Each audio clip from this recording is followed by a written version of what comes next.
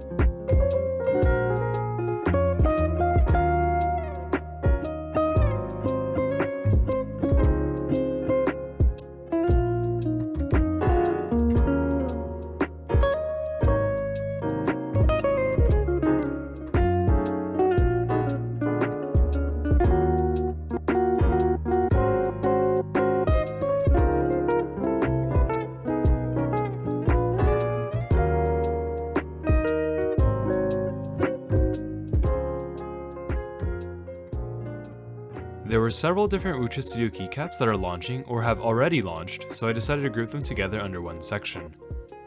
The keycap set that I'm most excited about in this group is WS Stellar, which is inspired by Hoshimachi Suisei, a popular VTuber from Hololive. There was a set sold back in 2020 called Cat Comet that was also inspired by Suisei, but unless you were around the hobby during that time, or at least for the extra sale, you're too late to the party. This set did look really similar to Cat Mizu, the cat profile version of the popular GMK Mizu, so I didn't join in on that group buy, which I do somewhat regret because the novelties are really cute.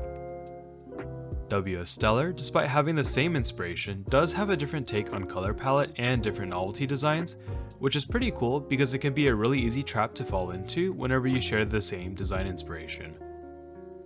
That being said, maybe you aren't the biggest fan of Suisei or VTubers in general, but you still want to buy a set to put on your brand new Zoom 75.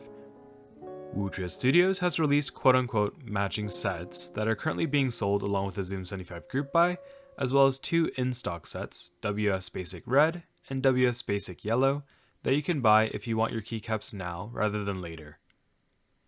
Kitting for these sets are all inclusive as they contain different spacebar sizes as well as different keys used for compatibility, which makes it really nice considering the fact that they are coming in at $79 or $82 depending on the color you choose. This is of course cheaper than WS Stellar, which has a $95 base kit, and if you're planning on getting novelties, that will set you back another $49. These are pretty standard for most keycap group buys, so it's not entirely a surprise to me, though they are more expensive compared to another WUkds Studios set, WS Kraken. It would have been nice if they could match the pricing or maybe make it cheaper, though I guess WS Stellar has more colors and the novelties are more intricate. I'm not too sure how the quality is for WUkds Studios keycaps, though I have seen some pictures and they looked pretty nice. In addition, I haven't really heard of any negative press on them, so it looks to be promising, though I've learned from past experience that I probably shouldn't jump the gun in providing my seal of quality for manufacturers.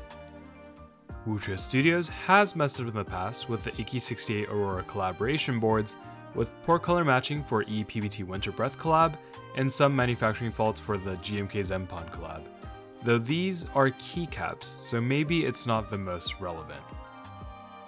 For keycaps at least, based off of past historical data, it does look like WUkds Studios is capable of making good keycaps, so hopefully they keep this up. Overall, I'm really glad to see that there are new players coming to produce more affordable keycaps. The designs being released this time, other than WS Stellar, are quite simple. Though there are a few icy forms out there for future sets planned that look quite exciting.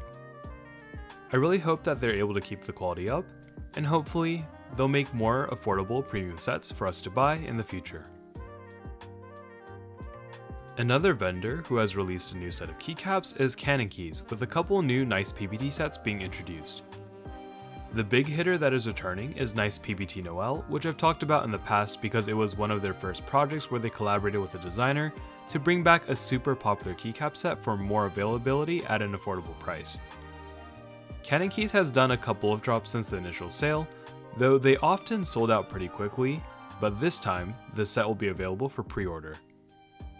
This does mean that it will take longer for the set to get to you, since it's not in stock, but at least this time, you should be able to get your hands on a set if you really want one. Along with NicePBT Noel, we have NicePBT Auxo, NicePBT Cat, NicePBT Dog, NicePBT Sleepy Time, and NicePBT Strawberry Milk. NicePBT Auxo, also known as NicePBT Growth, is a set inspired by Greek mythology, so I guess that's why you have the Greek sublegends. It's a cool sounding concept and I love the box art, but if I'm being honest, I don't really understand why they chose these colors and the few novelties that were being offered. It's not the set for me, but if you do need some Greek sublegends, I don't think that they're all that common in the hobby, so maybe this is a set you want to consider. NicePBT Dog and NicePBT Cat are really cute sets that pair well with the cats and dogs border deskmats that I included in the last video. NicePBT Cat was originally being sold on Swag Keys as Cat PBT, but for some reason they never bothered to restock, which had left a lot of people feeling disappointed that they missed out on such a cute set. But I guess now we know why. Both of these sets are quite simplistic, with a simple black on white color scheme, though there are a decent amount of novelties that are included with the set, which will allow you to customize your keyboard a bit. If you don't really like the novelties, I don't understand why you would end up buying this set since there are a ton of black on white keycaps out there, but I guess it does contain the keycaps for a clean and simple black on white setup with no novelties. Lastly, we have NicePBT Sleepy Time and NicePBT Strawberry Milk. These two sets are very different in terms of color scheme and theme, but I grouped them together since they're the more colorful sets out of the bunch that are being sold and they both have a cutesy theme. NicePBT Sleepy Time has some really nice colors and novelties and also feature lowercase legends that give it a really cute vibe. I do really like the dark blue accent since it really stands out compared to the main pastel colors chosen for the sets.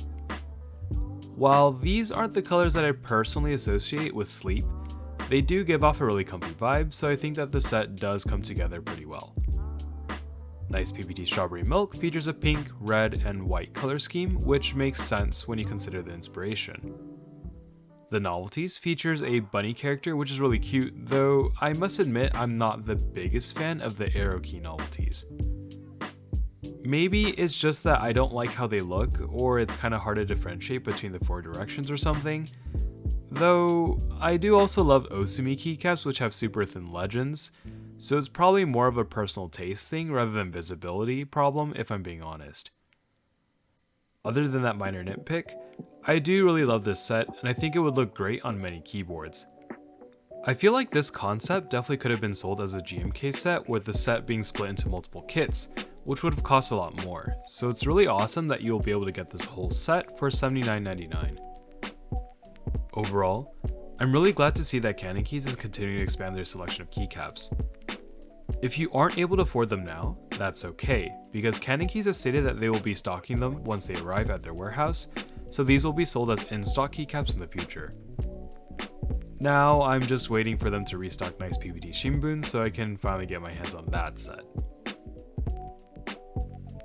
I won't say too much on this keyboard because unfortunately, I couldn't find too many pictures. This isn't the first cat-inspired keyboard that we've seen, as there was previously the Nyaung 75 and the famous Fingus if you preferred a more realistic depiction. Though the Nyaung 75 did cost $530, and the Fingus pretty much took up all your desk space. While I personally prefer the overall look and design of the Nyaung 75 more, I do think that the UWU 30 is quite cute and would be perfect for cat people who like using smaller form factor keyboards.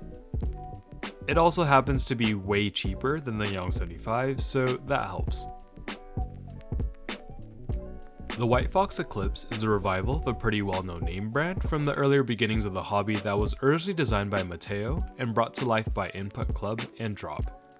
However, for this new keyboard, Mateo is not involved, and he did release a blog post where he clarified that this was purely a project between Kono and a pack of keyboards. I think the biggest draw for this keyboard is the fact that you're getting a fully pre-built keyboard for as low as $110, with some cool features such as GMK and VIA compatibility, Bluetooth connectivity, and magnetic assembly. While there are definitely cheaper keyboards out there, I think it'll be hard for you to find one with this many features at this price point. That being said, I'm probably not going to pick one up because it just doesn't speak to me. The design does feel quite dated, especially with the low profile case and the cone feet, but I guess you can circumvent this by purchasing the high profile version of the keyboard. This does, however, bump up the price to $205, so at that price point, it becomes less of a bargain considering the fact that there are competitors like Keychron, or if you're willing to spend a bit more, QWERTY Keys and Melotrix. Maybe if this was released a couple years earlier before all the cheaper competitors came out, it would have been a big hit. However, at this point in the hobby, I'm not exactly sure who to recommend this keyboard to. The WhiteFox Eclipse did manage to surpass its $35,000 Kickstarter goal, so you don't have to worry about the project being cancelled if you do decide to back this project. But I would highly recommend that you do take a look around the hobby, and maybe you'll find something that you like better. The Opus 1 was a project that I had come across a while back when browsing through Keycap, and initially, it did look quite promising because it offered a striking design at a pretty good price of $380. It has recently gone on sale at various vendors, though unfortunately, they weren't able to keep the price at $380 and had to bump it up to $680. The designer of the keyboard did leave a message in the Discord, and while it's definitely understandable, it's a little hard to swallow. That being said, it was probably unrealistic to expect a keyboard that uses PVD brass for the weight and logo, and weighs 3.5 kilograms to cost $380 with a maximum number of units set at 200 and a minimum number of units set at 15. I do think that they might have been able to negotiate and play around with the numbers to maybe see if they could get the price lower with a higher maximum and minimum number of units and have more marketing and advertising to try to sell more units, but hindsight is 2020. At $380, it probably would have sold a decent number of units with more publicity, but at $680, it definitely shoots it up there to the top tier for pricing and makes it unaffordable for most. I would not recommend most people to buy this keyboard because it's probably not the most financially sensible thing to do. After all, if you're looking for a premium keyboard, there is still the Chimera 65 that is live on Canon keys, and while $450 is not that cheap either, it still is cheaper than $680 to be fair. It is unfortunate regarding the pricing. If it was at the original projected price, I think I probably would have picked one up in a heartbeat. However, at the current price, it just makes it hard to recommend for most people. But if you're looking for a statement piece and a premium keyboard to show off, the looks of the Opus 1 are definitely unique, and if you're financially secure, maybe you can give this keyboard a look.